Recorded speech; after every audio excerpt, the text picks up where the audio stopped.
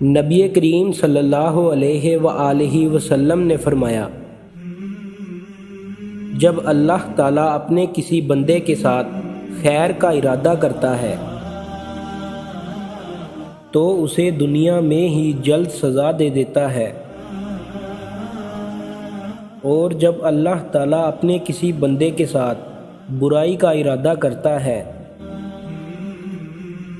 تو اس کے گناہوں کی سزا کو روکے رکھتا ہے، یہاں تک کہ قیامت کے دن اسے پوری سزا دیتا ہے۔